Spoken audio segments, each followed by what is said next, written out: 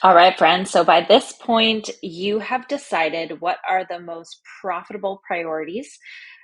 You've figured out the top sales nurture optimization strategies that are going to lead you towards your most profitable and productive next quarter in business. And so now we have everything that we need to start building this 90-day plan and this roadmap for the next 90 days. So this is where we start to put your objectives, your goals, your strategies, the initiatives that you've been doing so far in this program together to build the one-page plan. So a lot of thought and a lot of intention has come together so far. And now we get to ask ourselves some questions about what does success look like this quarter, and painting the picture, paint done in bullet points on the next 90 days as specifically as possible.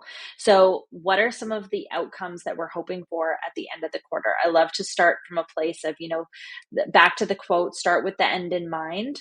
What are we celebrating in 90 days from today? Imagine you have me over for lunch and you're saying, oh my gosh, Mandy, it was my best quarter in business. Here's what happened. What are you telling me? It's a great place to work backwards and make sure that we've got congruency and alignment with everything that you've been doing so far. A fun part about this, once you have that, is notice all your priorities and objectives. Notice if there's a theme that's coming underneath the surface. So what I mean by that is, we have seasons where sometimes it's more like working within, it's more operational, it's more laying foundations, laying the groundwork, getting things in order, optimizing things, getting things in order and getting things set. And then there are some seasons where it's like, let's go, $1 million baby months. Let's make it happen. Let's get visible. Let's get out there. Let's execute. And so I want you to, which side of that spectrum feels like you right now, or are there some other themes that you're noticing in all of your objectives and your priorities and your goals? Can we rally a theme together? And if we were to name your quarter as if it were a movie title, what would it be? This is a really great thing to anchor into, and keeps you motivated, keeps you on track, keeps you focused. I love to name my quarters. It's so fun. And it just helps keep yourself and your team and everyone rowing in the same direction. And when we have everyone rowing in the same direction and understanding the theme, understanding the priorities, that is when business feels like ease. So you can have some fun with it, make a playlist, make some Canva, screensavers, put your theme somewhere, communicate your theme to your customers, let them know like what you can expect, and stay in alignment with that theme. So that's some fun thing. And then here it is. Bow chicka wow wow, one-page business roadmap. This is the one-page plan. So you've been working towards getting all the things to put on here, and you now know every single part of this. And we get to start putting the puzzle pieces together, and then we get to start looking at how we're going to implement this. And from this roadmap part, it's when we start putting it into our scheduling tools, our project management, put it in the calendar, build a work back schedule, all that, but it all comes from this one-page roadmap. So here we go. This is the framework. So we start with the objective. So what is the why?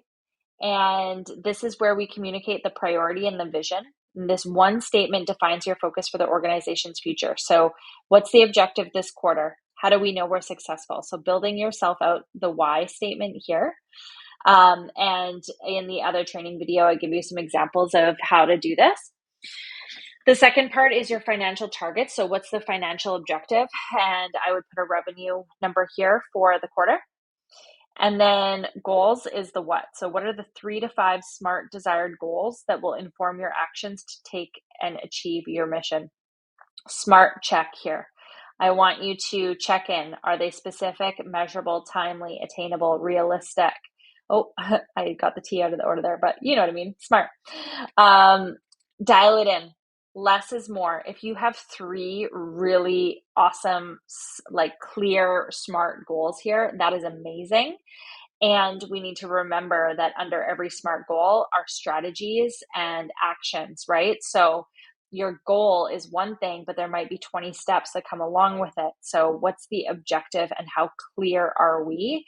That's going to inform the next steps. Okay. So write those down beside the little bullet marks here.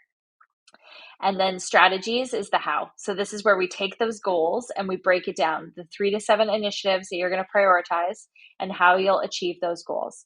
So this includes your resource allocation, your project timelines, your team initiatives, and it probably includes some of the work that we've done in our sales strategies, in our nurture strategies and optimization strategies, and what we have mapped out in our profitable priority matrix.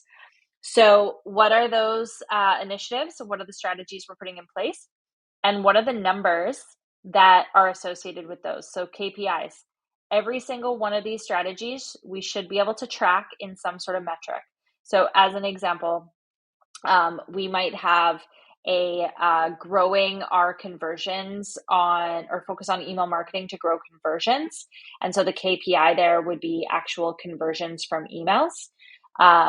We might have a strategy here on increasing our our referrals through our existing clientele. And so the KPIs might be total referrals.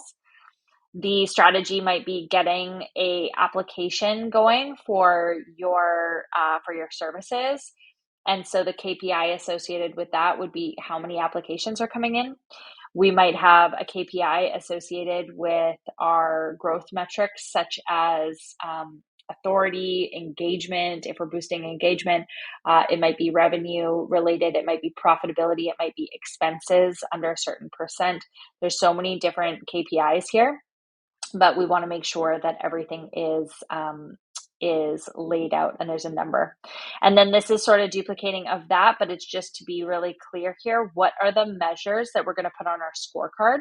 And what are the measures that we're going to keep track of and evaluate?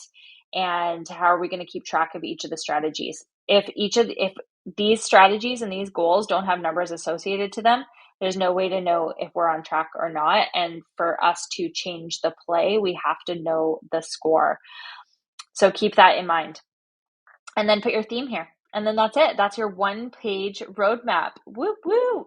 So go ahead and take all the puzzle pieces that you've been putting together and go build your 1-page plan. Once you have this, highly recommend that you print out this particular page and you have this beside your desk or somewhere that you're going to be looking at this. You can add this Google Doc link into your calendar and review it in the mornings.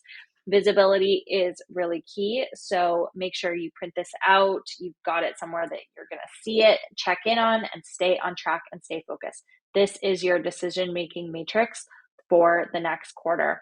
What do you say yes to? What do you say no to? Is it alignment with this? Yes or no?